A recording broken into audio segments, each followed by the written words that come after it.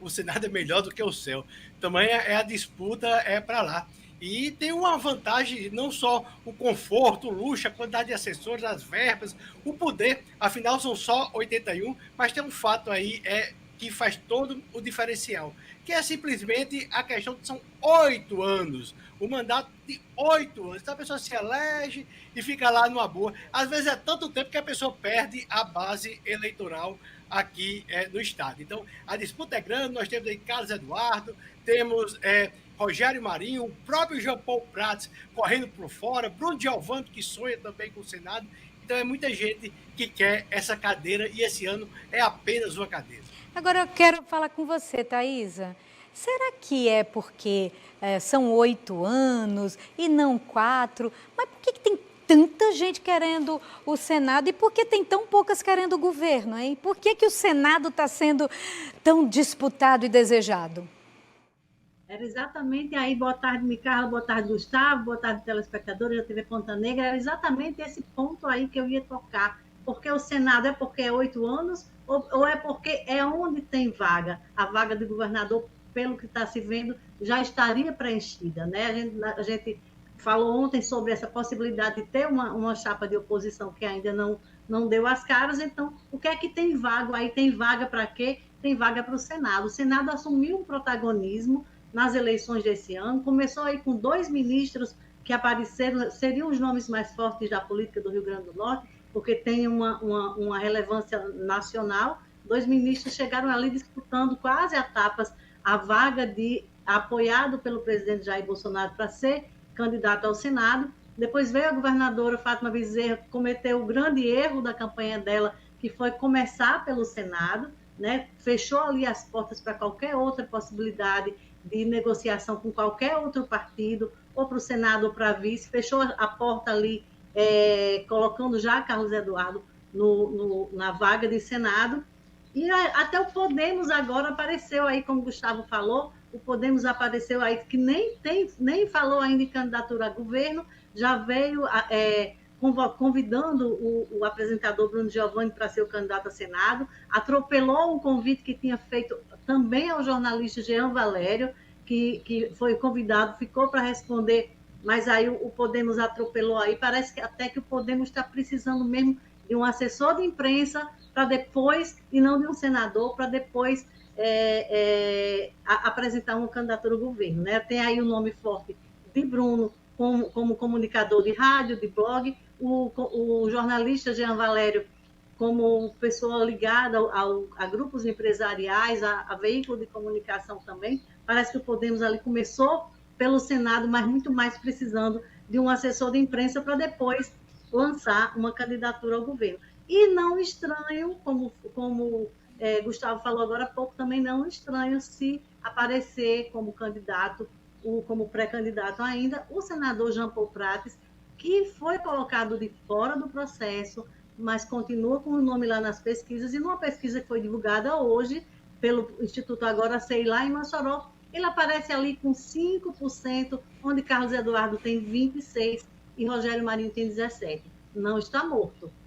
Olha, interessante isso, Thaisa, que você está colocando, não está morto, porque a gente percebe claramente que existe sim aí uma movimentação para pessoas que não são aqueles políticos tidos como profissionais estejam aparecendo, como é o caso dos jornalistas, tanto do Jean Valério quanto do Bruno Giovanni. Eu quero perguntar para o Gustavo Negreiros. Gustavo, você acha que pode existir aí uma onda diferente? Você acha que pode existir aí uma terceira onda que acabe privilegiando essas pessoas novas, essas pessoas, como foi com o Stevenson principalmente? Você acha que pode ser que numa dessas o Bruno ou o Jean possam sair vitoriosos nessa eleição? Olha, Micarla, em regra, eu acho que não deverá acontecer. E eu explico por quê. Existe uma decepção muito grande da população em relação a como foi essa escolha de 2018, como que foi o desempenho, inclusive, do próprio Stevenson, que se elegeu com discurso e esse discurso não foi cumprido. Há uma atuação ainda muito fraca do Stevenson. Eu acho que essa eleição vai acabar mesmo nos nomes tradicionais. Como Thaisa falou, teve a primeira disputa, Rogério Marinho contra Fábio Faria. Eu chamaria do primeiro turno. E essa disputa foi vencida por Rogério Marinho. No outro lado, no lado da esquerda, se é que podemos chamar de esquerda, que é Carlos Eduardo, ele é híbrido, ele é ele mesmo, Carlos Eduardo, que já foi Carlos Eduardo Alves, aí rompeu com a família e ficou Carlos Eduardo. E agora ele rompe com o eleitor dele de 2018 e vai para o lado de Fátima. Passa a se chamar o Camarada Carlos. O Camarada Carlos estava disputando com quem? Com Jean Paul Prats, o senador franco-carioca que veio aportar aqui no estado do Rio Grande do Norte. Jean Paul tentou ser popular, também mudou de nome. Como? Ele era Jean Paul, se você botasse o hífenzinho entre o Jean Paul, ele dava um show. Aí ele se transforma em Jean, na campanha de prefeito. Mas não pegou. Os hábitos dele, que é uma pessoa que gosta de coisa boa, que não é problema, não pegaram com o discurso popular que ele quis fazer. E também nem o próprio PT, Micarla, passou a aceitar o Jean Paul. Eu digo por quê? Porque Jean Paul nunca invadiu nada, Jean Paul nunca foi para um acampamento, Jean Paul se hospeda no Copacabana Palace. Então, assim, ele não tem a cara do PT, ele não tem o jeito do PT. E acabou sendo expurgado para o PT ficar com o Carlos Eduardo. A disputa principal hoje é de Rogério Marinho e Carlos Eduardo. Vale salientar uma coisa. Amanhã, inclusive, o presidente Jair Bolsonaro está aqui em Natal. Rogério e Bolsonaro, eles trouxeram muita coisa para o Rio Grande do Norte, mas muita coisa mesmo. O problema é que isso, até agora, não se refletiu em popularidade. Esse é um problema grande. E Carlos Eduardo, o camarada Carlos, foi para o lado de Fátima e ela comprou uma coisa, que era um líder. Só que ele é líder dele mesmo. Ele não conseguiu nem levar os 5 vereadores que o PDT tinha aqui. Ele vendeu ainda um recal, o que restou de 2018 e foi sozinho para o lado de Fátima. Sozinho e ainda não foi nem aceito pelo PT.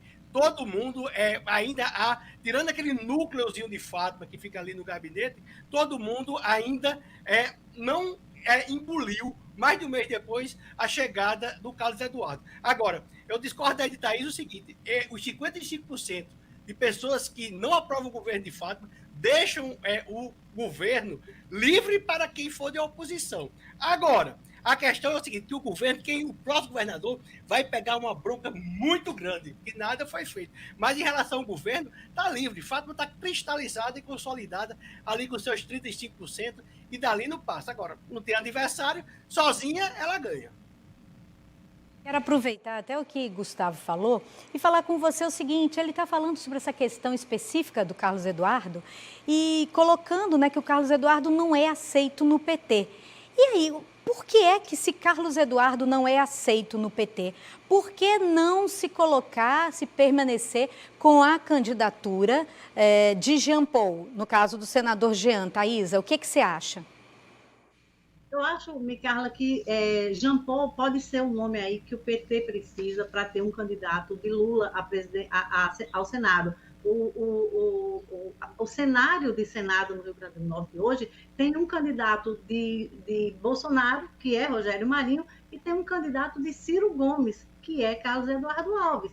Então, Lula, que é o grande protagonista da esquerda, a volta de Lula é o que iria dar combustível, poderá dar combustível a uma reeleição mais tranquila de Fátima, é o que assusta qualquer chapa de oposição a concorrer contra Fátima.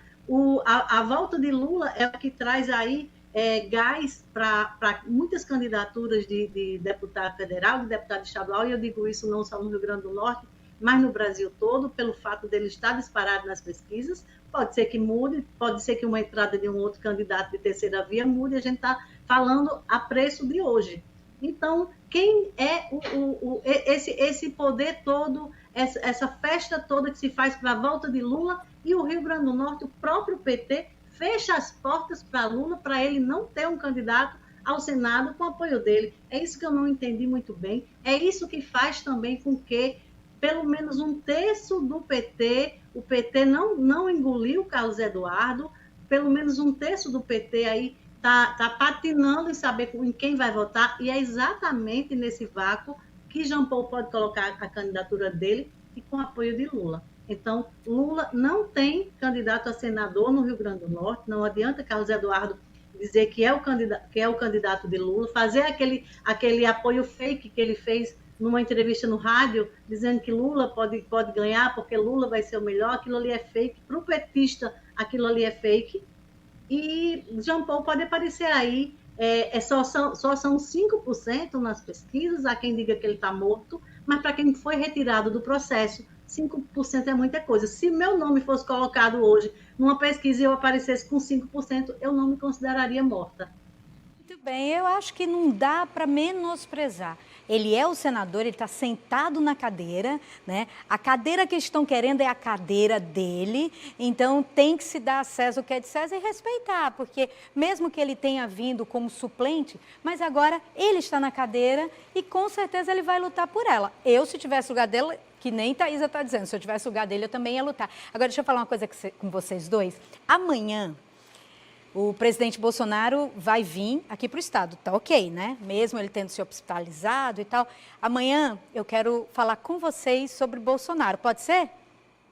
Afiem aí já, vocês, né? O discurso, porque amanhã a gente vai falar sobre Bolsonaro. Vamos falar sobre o presidente do Brasil, ou do RN, o presidente do RN.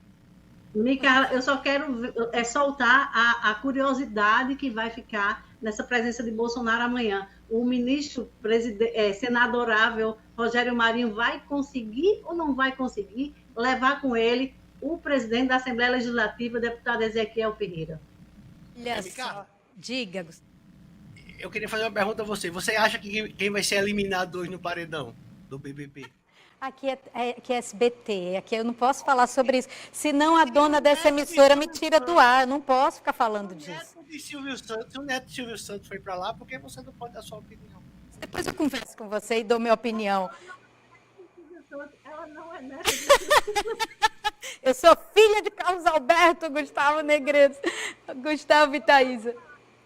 Ainda, você tem um minutinho ainda, só para falar de um desafio que Carlos Eduardo vai ter nas eleições, que eu ia falar, acabou passando. Posso falar desse desafio? Pode, lógico. Rapidinho?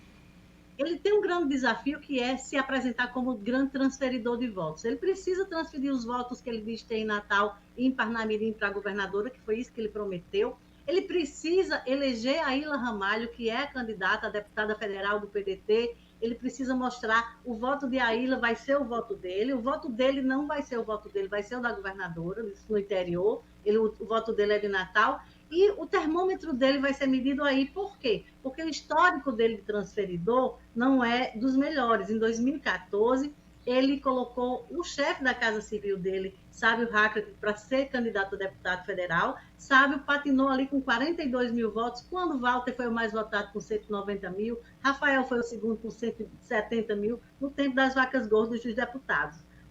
Sábio não foi eleito. O pai dele, o deputado Agnello Alves, à época, já era deputado, na reeleição, com o filho prefeito de Natal, com a caneta na mão, teve 37 mil votos, foi o 15º mais votado, mas em Natal, onde Carlos Eduardo era prefeito, ele não chegou a 10 mil votos. Então, ele não transferiu voto para o secretário, não transferiu voto para o pai, e em 2016, o próprio Sábio Hackett foi ser candidato a vereador, com o apoio de Carlos Eduardo na prefeitura, e não chegou